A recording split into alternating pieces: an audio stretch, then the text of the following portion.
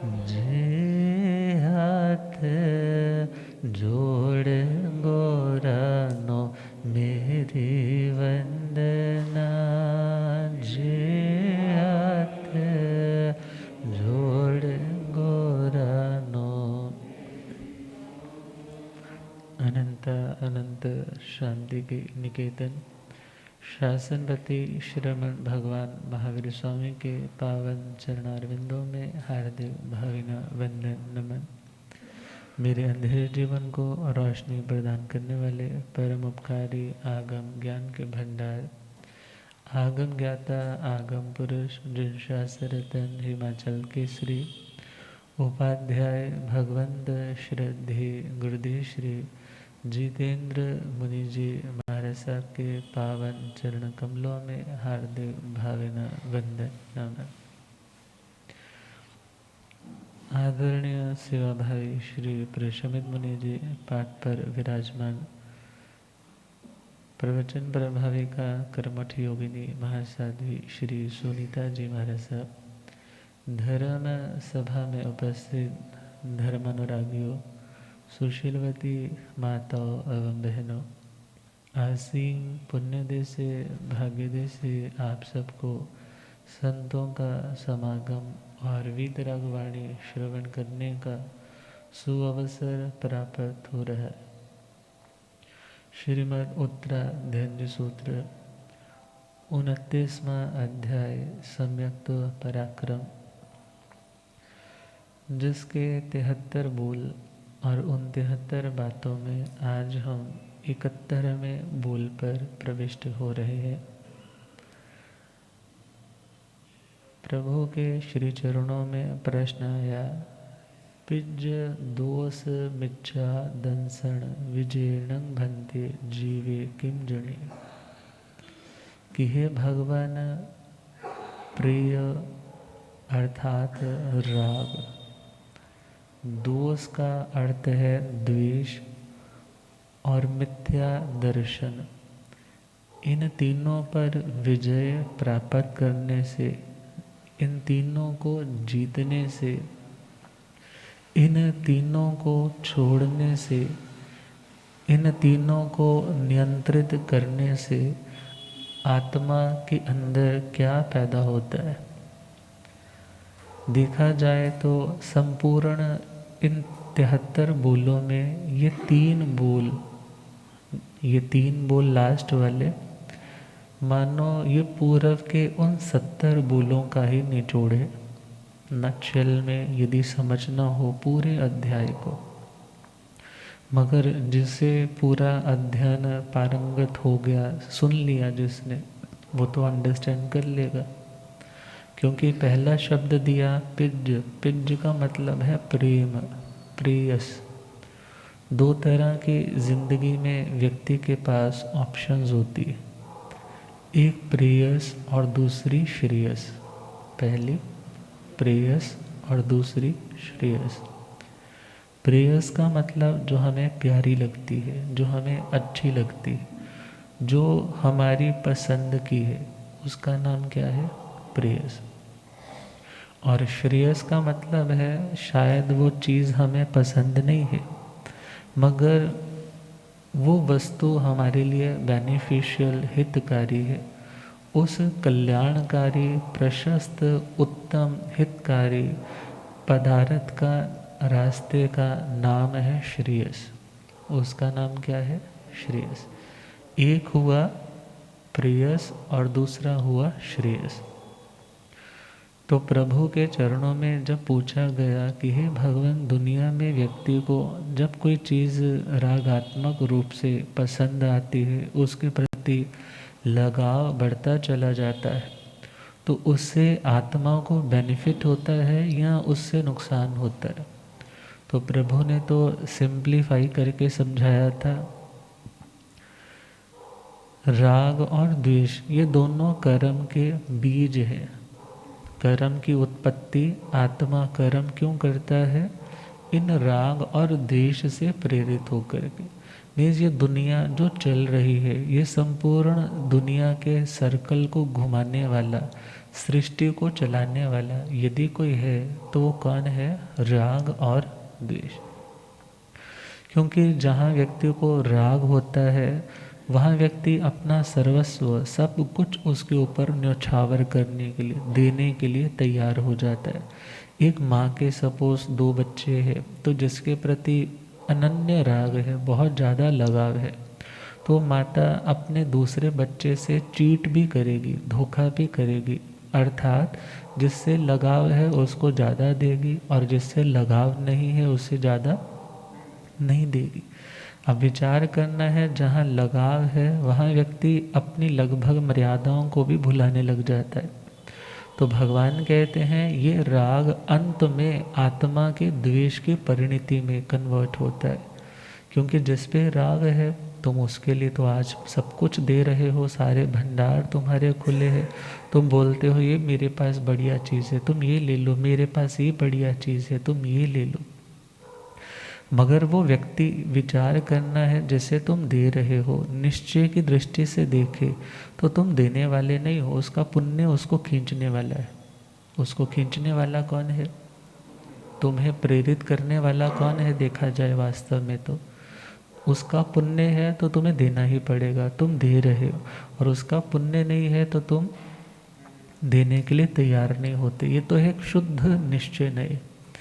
मगर यहाँ और विचार करना है, जैसे तुम आज दे रहे हो, दे रहे हो, दे रहे हो, कहीं ना कहीं एक एक्सपेक्टेशन, एक अपेक्षा, एक रिटर्न की चाहना भी तुम्हारी साथ में ही जुड़ी हुई।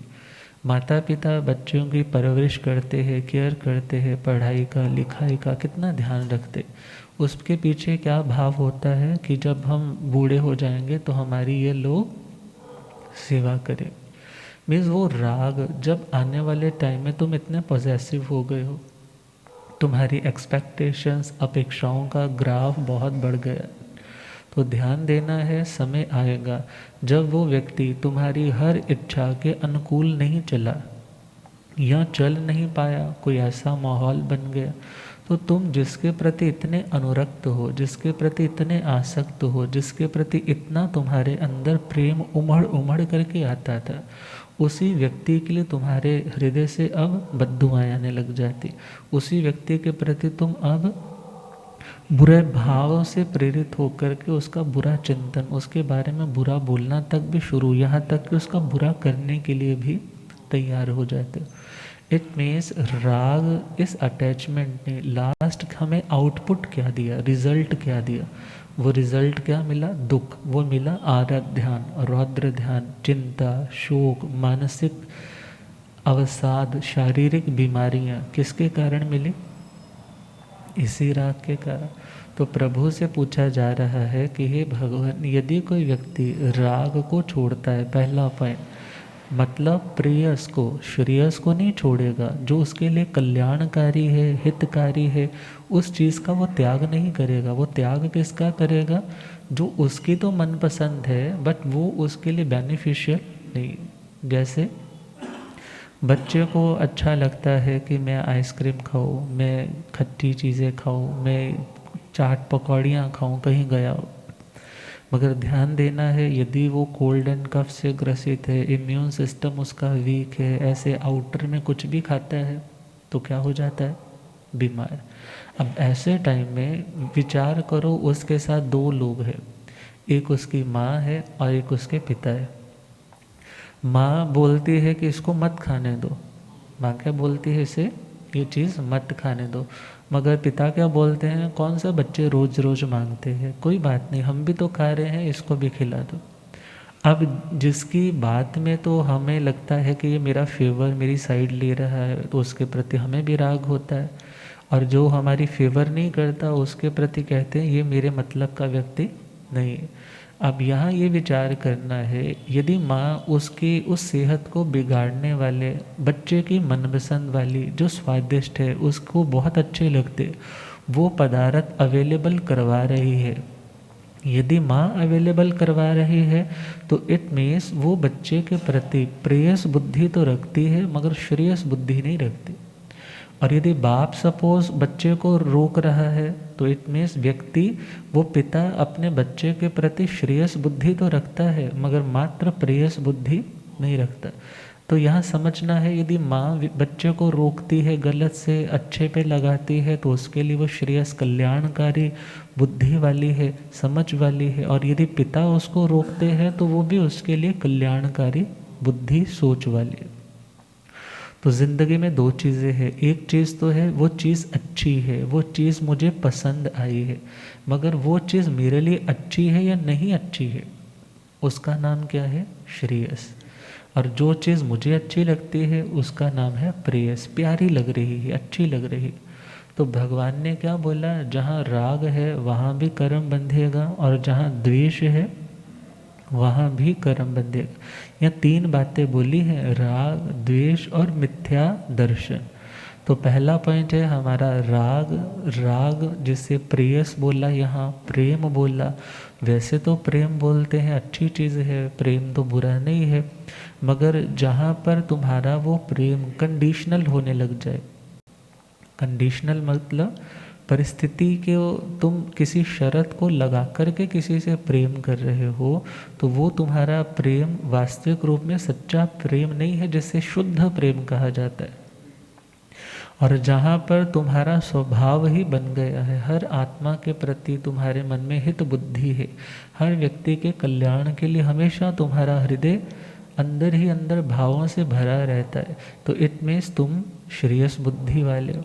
मगर यदि प्रेयस बुद्धि वाले हो तो दुख का सामना करना पड़ेगा, और यदि श्रेयस बुद्धि वाले हो तो तुम्हें कोई तकलीफ नहीं होगी, क्योंकि तुमने आज किसी का कुछ अच्छा कर भी दिया तो तुम क्या सोचोगे, चलो मेरे हाथों से कुछ अच्छा हो गया, मैंने किसी के लिए हेल्प की, मैंने अपना ही पुण्य बांधा, अपने ही कर्मों को काटा है, मगर मुझे उस व्यक्ति से ये उम्मीद नहीं रखनी कि वो व्यक्ति भी मेरा कुछ करेगा। यदि तो इस भावना से तुम कर रहे हो तो ये तुम्हारा अनकंडीशनल लव जिसको बोलते हैं वो वैसा प्रेम है। और वैसा प्रेम भगवान से भी करो, गुरु से भी करो, और दुनिया के लोगों से भी करो। मगर जहाँ पर कंडीशनल वाला प्यार है तो वो ज़्यादा देर परमानेंटली टिकता नहीं है। तुम किसी रिश्तेदार से, किसी दोस्त मित्र से भी वैसा प्रेम करोगे कि मैंने आज इसको पार्टी दी है, कल को ये पार्टी देगा, मैंने इसको ये गिफ्ट दिया, कल को ये मुझे देगा, आज मैं इसके काम आया, कल को ये काम आएगा। सपोज़ वो नहीं काम आ पाया तो फिर तुम्हारा हृदय क्या हो जाएगा? खिन्न हो जाएगा। तुम उसी व्यक्ति के लिए अब मन में बुरे संकल्प करने लग जाओगे। अर्थात यदि कोई व्यक्ति अच्छा भी है तो तुम यदि उसके लिए कुछ कर भी रहे हो तो तुम्हारे मन में कोई कंडीशनल प्रेम नहीं होना चाहिए। कैसा होना चाहिए? अनकंडीशनल। गुरुओं से भी बहुत से लोग कंडीशनल प्यार करते हैं। उन्हें होता है कि मेरे को ये बेनिफिट्स मिल रहे हैं मेरे गुरु महाराज की कृपा से, तो तब तक तो उनकी बड़ी सेवा करते हैं, बड़ी केयर करते हैं, हर तरह से उनका ख्याल रखते हैं। मगर जब लगता है कि अब मेरी वो सारी समस्याओं के समाधान यहाँ नहीं हो पा रहे, तो अब उन्हीं के प्रति प्रेम के स्थान पे क्या आने लग जाता है? द्वेष भी आने लग जाता है। अर्थात यदि भगवान के प्रति भी कंडीशनल प्रेम है तो वो भी अच्छा नहीं है। अर्थात यदि तुम इस भावना से प्रभु से प्यार कर रहे हो तो कि मेरे सारे संकट टूट जाएंगे, मेरा सारे काम मेरे बन जाएंगे, तो ध्यान देना है, हम उनसे प्रेम तो इसलिए कर रहे हैं कि वो स्टेबल आत्मा है, वो शुद्ध आत्मा है, और उस आत्मा को याद करने से हमारे में भी शुद्धता आए, हम भी उन जैसे बनने का पराक्रम जागृत कर सके। मगर जब कंडीशनल प्रेम किया जा रहा है तो उस प्रेम में भी धोखा मीन्स श्रद्धा भ्रष्ट होने का चांस रहता है। तो प्रभु ने फरमाया जहाँ राग होगा वहाँ भी कष्ट होगा, और जहाँ द्वेष नफरत होगी वहाँ भी कष्ट होगा। वो व्यक्ति तुम्हें बुरा लग रहा है, उसका एक रीज़न तो सिंपल सा यह है कि वो व्यक्ति तुम्हारे स्वार्थों का घात कर रहा है, तुम्हारे बनते हुए कार्य में विघ्न डाल रहा है, इसलिए तुम्हें वो व्यक्ति पसंद नहीं है। मगर ध्यान देना है, कोई भी व्यक्ति अच्छा है या बुरा है, वो अच्छा या बुरा वो अपनी चॉइस से है। मगर यदि वो मेरे प्रति कुछ अच्छा या बुरा चल रहा है तो वो मेरा कर्म है, अर्थात मेरे कर्म के उदय के कारण वो व्यक्ति प्रभावित है और वो व्यक्ति खुद को कंट्रोल नहीं कर पाया, समता भाव में नहीं रह पाया, इसलिए वो व्यक्ति तुम्हारे प्रति नफरत, घृणा इत्यादि भी कर सकता है। मगर तुम्हें क्या सोचना है कि यदि ये नफरत कर रहा है तो मेरा ही कर्म टूट रहा है, मेरा ही कोई ना कोई बोझ हल्का हो रहा है, मुझे उसके प्रति भी मन से भी किसी भी प्रकार का द्वेष नहीं करना। अर्जुन माली जी के ऊपर लोगों ने पत्थर फेंके, अर्जुन माली जो अर्जुन अणगार बन गए थे, लोगों ने पत्थर फेंके, गोचरी पे गए हैं, दीक्षित हो गए हैं, मगर कोई पत्थर फेंकता है, कोई पानी फेंकता है, कोई मिट्टी फेंकता है, कोई चिल्लाता है, अर्थात सब लोग उनको कष्ट ही कष्ट पहुंचा रहे, मगर उन्होंने मन से भी किसी के प्रति द्वेष नफरत नहीं की।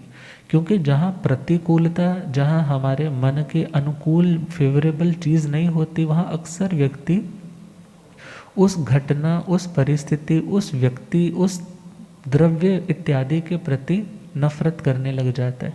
गज सुकुमाल जी के सिर पे क्या रखे गए? अंगारे रखे गए। अब कष्ट की स्थिति तो है, मगर शास्त्रकार कहते हैं कि मनसा भी अपदुस्समाणे, मीन्स मन से भी उन्होंने द्वेष नहीं किया। नहीं किया मतलब खुद को स्टेबल रखा, अपने कर्म का ही फल समझ करके उसको शांति से सह लिया सो कट गया। और यदि ना सह पाते तो नया कार्मिक अकाउंट शुरू हो जाता, पुराना कट जाता, नया बैलेंस हम और उठा लेते। अर्थात द्वेष भी आत्मा की अशांति का ही कारण है। गलती हुई है, भगवान तो कहते हैं खामे में सव्य जीवे सव्य जीवा ख मंतु में, मिट्टी में सव भूयसु वैरम मज्जम ना कीणे। अर्थात यदि किसी ने गलती की है उसे माफ़, यदि मेरा नुकसान किया है उसे माफ़, मैंने किसी का किया है तो उससे भी जाकर के हम कह दे भाई मेरे से गलती हो गई, मैं खुद के आत्म भावों में स्थिर नहीं रह पाया और मैं दुनिया के बहाव में बह कर के तेरा ऐसा अनिष्ट कर बैठा, मगर मैं तेरा देनदार हूँ, जब तक कर्म नहीं कटेगा तब तक मेरा भी कल्याण होने वाला नहीं है। जब इस तरीके से अपने उस द्वेष के भाव को भी तुम क्या करोगे? नलीफाई, उसको न्यूट्रलाइज करते जाओगे, उसे नष्ट करते जाओगे, तो प्रभु कहते हैं तुम्हारी गति मोक्ष की ओर होगी। तुम्हारा यह सच्चा पराक्रम होगा कि यदि तुम अपने राग को कम और द्वेष को कम करने का अभ्यास करोगे। और तीसरा पॉइंट है मिथ्या दंशन, मिथ्या दर्शन। मिथ्या का मतलब गलत, झूठा, और दर्शन का मतलब है विश्वास, रुचि, इंटरेस्ट, झुकाव, इंक्लिनेशंस।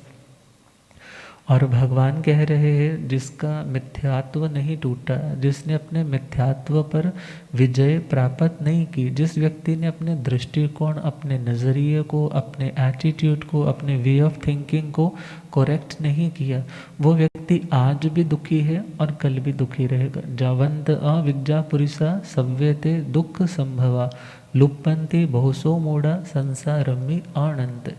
अर्थात दुनिया में जितने भी अविद्यावान, अविद्या का मतलब यहाँ जितने भी गलत मान्यताओं को पाल करके बैठे हैं, ऐसे लोग इस संसार में बार बार जन्मते हैं, बार बार मरते हैं, मीन्स उन्हें कभी किनारा नहीं मिलता। अब मिथ्यात्व क्या है, सम्यक तो क्या है? नव तत्वों को जानना सर्वप्रथम तो, जीव अजीव के स्वरूप को जान करके अपने स्वरूप को पहचानना। कोई व्यक्ति अच्छा है, बुरा है, कोई व्यक्ति बहुत घिनौने काम करके भी आज बहुत चढ़ाई पे है, इन सब के आंसर्स मिल जाएंगे। तो हम अनस्टेबल फील नहीं करोगे, क्योंकि उसे यदि बचाने वाला है तो पुण्य कर्म है, और यदि किसी को गिराने वाला है तो पाप कर्म है। मिलती हुई वस्तु को दूर करने वाला अंतराय कर्म है। मीन्स जो व्यक्ति के पास ज्ञान होगा, सच्ची समझ होगी, और जस्ट दूसरों को समझाने के लिए ही नहीं, बल्कि खुद को भी बार बार सेटल करने के लिए, बार बार खुद को सल्यूशन दे करके, खुद को शांत करने के लिए इस ज्ञान का उपयोग करना है। और जब उसे इन चीज़ों का ज्ञान होगा और फिर निश्चय की दृष्टि से देखे, जो व्यक्ति जीव और अजीव मूल में इन दो का ज्ञान और इन दो में भेद करना सीख जाता है, तो व्यक्ति सोचता है इस आत्मा का सच्चे अर्थों में यहाँ पर है कौन, इस आत्मा का इस जहाँ में वास्तव में है कौन। कितने पति स्त्री है तो सोचे अनंत पति बन गए हैं, अनंत बच्चे भी हो गए हैं, अनंत के हम बच्चे बन गए हैं, पति है बाप है तो अनंत बार एक एक जीव के साथ अनंत संबंध बन चुके। फिर भी इस आत्मा को, अर्थात जो इन चीज़ों को सत्य जान करके, भगवान की वाणी को सत्य प्रमाणित जान करके उसके ऊपर श्रद्धा निष्ठा करता है और क्या सोचता है कि वो दिन धन्य होगा जब मैं सत्य पर दृढ़ निष्ठा के साथ आगे बढ़ूंगा और मात्र अपनी आत्मा के उद्धार के लिए हर कर्म करूंगा, हर साधना करूंगा और वो दिन मेरा धन्य होगा। मीन्स जिसके अंदर ऐसे भाव आते हैं, मगर भाव कब आएंगे, क्योंकि जब सुनेगा किसी को नैसर्गिक सम्यक दर्शन हो जाता है और किसी व्यक्ति को अधिक घम से होता है। नैसर्गिक का मतलब है बाय नेचर, नेचुरल उसका ऐसा क्षोभम जागृत है, या उन मिथ्यात्व के जो पुद्गल हैं जहाँ वो शांत है, या उनका क्षोभम है, या वो क्षय है। और अनंतानुबंधी के कषाय उसके साथ क्षय उपशम या उनका क्षोभम है। उन कंडीशंस में जाकर के व्यक्ति को सच्ची समझ की प्राप्ति होती। और भगवान तो कहते हैं कि सब कुछ मिलना आसान है, पुत्र का मिलना, बच्चों का मिलना, सब कुछ मिलना आसान है, उम्र का मिलना, शरीर का मिलना ये भी आसान है, मगर एगो धम्मो न लभ्य, एक धर्म है, धर्म का सच्चा स्वरूप है जो हर किसी को प्राप्त नहीं होता। और यदि उस धर्म का स्वरूप, आत्मा का स्वभाव धर्म उसे भी बोला जाता है, पुद्गल का स्वभाव वो उसका धर्म है, तो अपने धर्म को समझ करके अपने धर्म को और विकसित करने का अभ्यास करने वाला देखा जाए वो सम्यक दृष्टि। तो सम्यक दृष्टि में अनुकंपा इत्यादि जो शम, संवेग, निर्वेद, अनुकंपा, आस्था, ये 5 लक्षण आते हैं। तो जिसने उनकी आराधना की है और यहाँ जिस व्यक्ति ने वो 10 प्रकार का 25 बोल वाला मिथ्यात्व है उसको जान करके छोड़ दिया है, और चले तो 5 प्रकार का वो आभिग्रहिक, अनाभिग्रहिक, वो सांशिक, अनाभोगिक इत्यादि जो मिथ्यात्व आते हैं उनको भी समझा है पूरी तरह से, और वो कभी हठाग्रही नहीं होता, अटकता नहीं है, किसी के साथ ज़्यादा जिसको बोलते हैं डिबेट में नहीं पड़ता। कोई व्यक्ति समझने वाला है, समझाता है, मगर अपने टाइम को, अपनी एनर्जी को वेस्ट नहीं करता व्यर्थ की मत्थापच्ची में, व्यर्थ के द्वेष को, वैर को बढ़ाने में।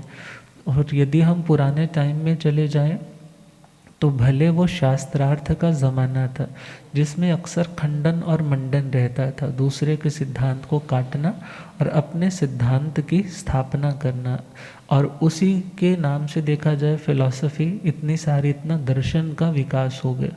मगर वहाँ पर सोचना है कि उन पूर्वजों ने तो कितना कुछ उस टाइम किया, मगर आज के टाइम में हमें इतने खंडन मंडन की ज़रूरत नहीं, हमें तो सब कुछ परोसा हुआ मिल रहा है, हमें तो जस्ट उसको समझना है और उसको फॉलो करने का अभ्यास करना है। और जिस आत्मा के पास ये 3 चीज़ें हैं, अर्थात जिस आत्मा ने राग को छोड़ा, द्वेष को छोड़ा और मिथ्या दर्शन को छोड़ा, तो भगवान से पूछा कि हे भगवान, यदि कोई व्यक्ति इन 3 चीज़ों को छोड़ता है तो फिर उसके अंदर क्या पैदा होगा। मीन्स आत्मा के अंदर ये 3 चीज़ें जो बैठी हुई है, जन्मों जन्मों से बैठी हुई है, राग भी बैठा है, द्वेष भी बैठा है और मिथ्यात्व भी बैठा है। यदि ये तीनों हम त्याग देंगे, इनको छोड़ देंगे, तो हमें लाभ क्या होगा, हमें प्रॉफिट क्या होगा। तो प्रभु कहते हैं पिज दोष मिच्छा दंसण विजयण नाण दंसण चरिता राहणे अभूठे। जो आत्मा राग को छोड़ेगा, द्वेष को छोड़ेगा, और तीसरा पॉइंट मिथ्या दर्शन को, अपनी मिथ्या मान्यताओं को छोड़ देगा, उस आत्मा के अंदर ऐसी एबिलिटी पैदा होगी कि वो ज्ञान की, दर्शन की, चारित्र की आराधना के लिए सन्नद्ध हो सकेगा, तैयार हो सकेगा। अपने समस्त प्रमाद के स्थानों का त्याग करके वो फिर ज्ञान की ऐसी लगन, ऐसी ललक जागेगी कि वो अपने टाइम को, अपनी एनर्जी को कहाँ इन्वेस्ट करेगा, कहाँ लगाएगा कि मैं ज़्यादा से ज़्यादा पढ़ूँ, मैं ज़्यादा से ज़्यादा चिंतन करूँ, मैं ज़्यादा से ज़्यादा लेखन इत्यादि कार्य करूँ, दूसरों को पढ़ाऊँ। मीन्स ज्ञान की प्राप्ति में वो व्यक्ति अपनी एनर्जी को यूटिलाइज करने के लिए अब तैयार हो जाता है। अभ्युठई का मतलब है उद्दत हो जाता है, तैयार हो जाता है, उद्योगी परिश्रमी बन जाता है ज्ञान की आराधना के लिए।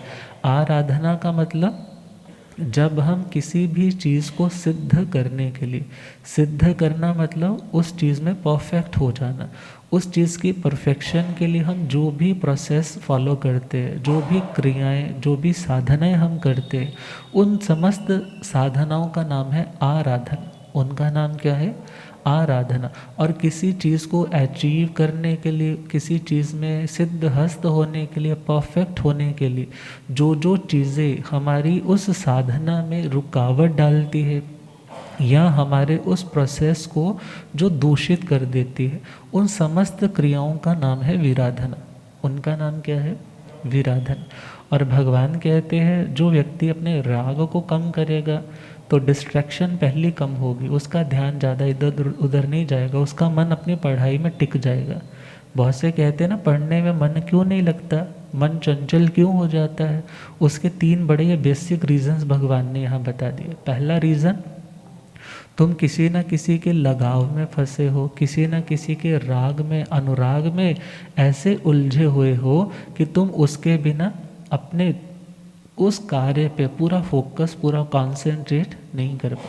और जितना जितना राग छोड़ते चले जाओगे तो तुम्हारी आत्मा उतना ही उस ज्ञान के सागर में और गहरा उतर करके उसमें से अनमोल अनुभव के मोती निकाल पाएगा। तो पहला पॉइंट, राग, द्वेष और मिथ्यात्व को छोड़ा तो पहला पॉइंट उसे क्या मिला? वो ज्ञान की आराधना के लिए अपनी शक्ति को लगा पाएगा। और दूसरा पॉइंट है दर्शन। दर्शन का यहाँ मतलब क्या है? श्रद्धा। श्रद्धा, विश्वास जो सत्य है, जो सत्य है, जिसमें किसी भी तरह की मिलावट नहीं है, उस सत्य के प्रति अपने रुचि को जागृत करना, उसका नाम क्या है? दर्शन। अर्थात जो सही है, जो प्रमारथ है, ऐसे निर्ग्रंथ प्रवचन के प्रति जिस आत्मा के अंदर फिर आता है कि मैं अपनी श्रद्धा को और दृढ़ करूं और मजबूत करूं, अर्थात कुछ भी ऐसा नहीं करेगा जिससे उसकी श्रद्धा चली जाए। अर्थात श्रद्धा के जाने में जो बेसिक कारण, जो मूल में रहते हैं, वो तो है कषायों का सेवन। क्योंकि कषाय जब ये अनंतानुबंधी के कटते हैं और 3 जो मिथ्यात्व का जो दर्शन के त्रिक है वो कटते हैं, फिर जाकर के आत्मा को क्या मिलता है? सम्यक तो लाभ मिलता है। मगर जो व्यक्ति सपोज सम्यक दृष्टि यदि क्षायप क्षमिक या औपशमिक है, औपशमिक तो बिल्कुल ही थोड़ी देर का, क्षायप क्षमिक तो वो 66 सागरोपम झाजेरी तक रह सकता है।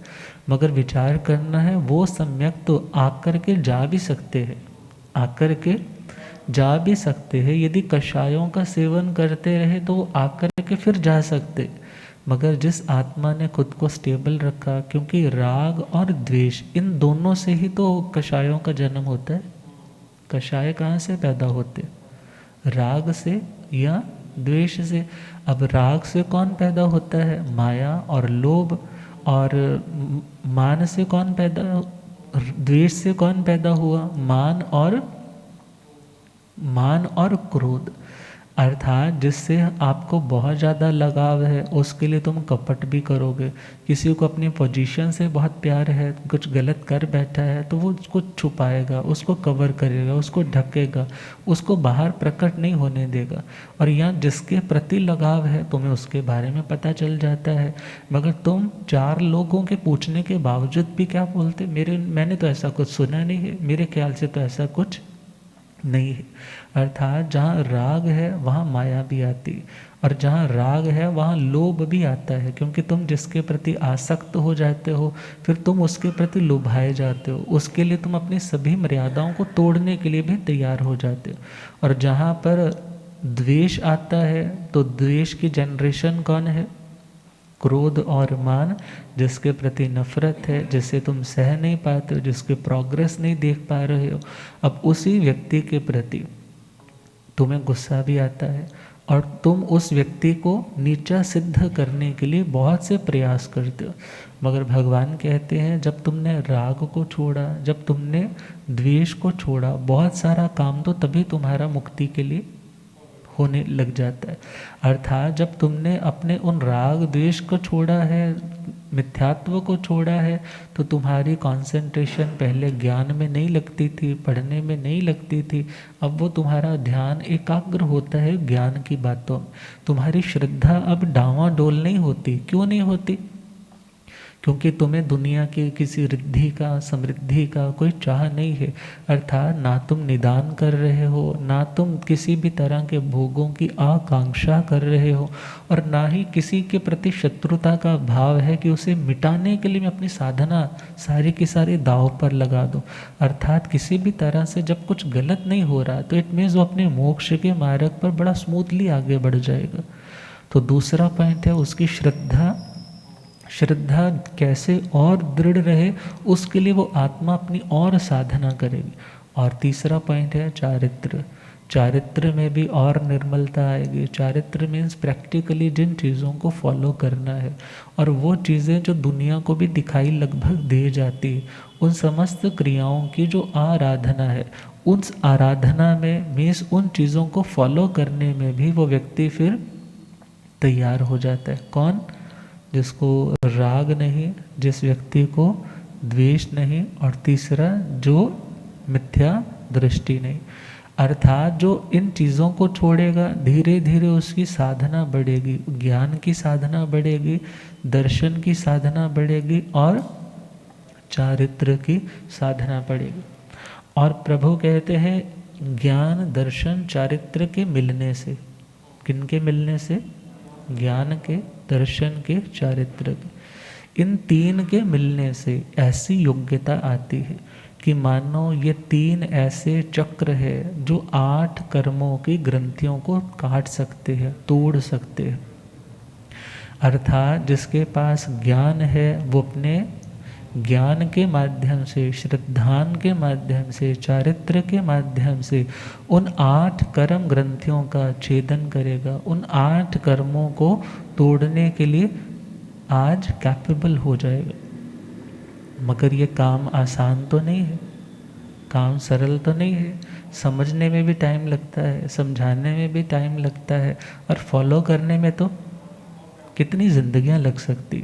तभी लिखने वाले ने लिखा है, रे माला तेरा जपना कठिन है, रे माला तेरा जपना जपना कठिन तेरा, रटना कठिन है, जपना कठिन तेरा। रे माला तेरा जपना कठिन है, रे माला तेरा। सम्यक ज्ञान चरित्र दर्शन, सम्यक ज्ञान चरित्र, इन तीनों का मिलना कठिन है, इन तीनों का। रे माला तेरा जपना कठिन है, रे माला तेरा। मात पिता और गुरु अपने के, मात पिता और गुरु अपने, इन तीनों की सेवा कठिन है,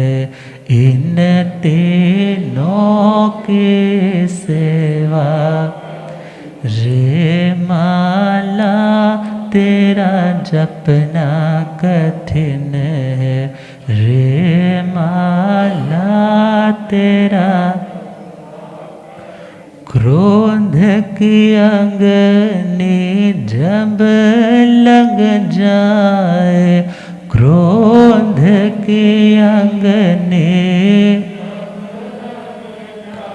ऐसे में चुप रहना कठिन है, ऐसे में चुप। रे माला तेरा जपना कठिन है, रे माला जपना कठिन तेरा, रटना कठिन है, जपना कठिन तेरा, रे माला तेरा जपना कठिन है, रे माला तेरा। तो सच्चे अर्थों में लिखने वाले ने लिखा, माला को सही तरीके से करना बड़ा कठिन काम है। ऐसे ज्ञान, दर्शन, चारित्र, इन तीनों को प्राप्त करना भी बड़ा कठिन। हो रब मेरा सतगुरु बन के आया,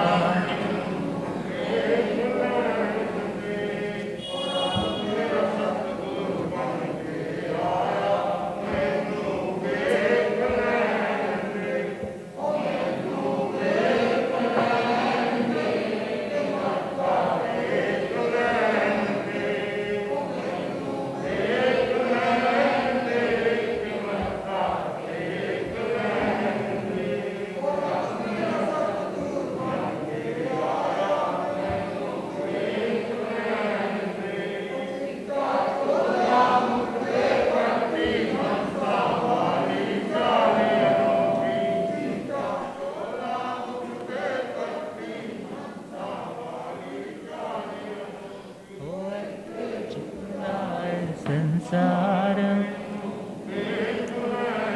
होए ते झुकदा है संसार मैनू, हो रब मेरा सतगुरु बन के आया मैनू। भूलि आगम ज्ञाता आगम पुरर्जन शास्त्र तन हिमाचल केसरी उपाध्याय भगवंत श्रद्धे गुरुदेव श्री जितेंद्र मुनि जी।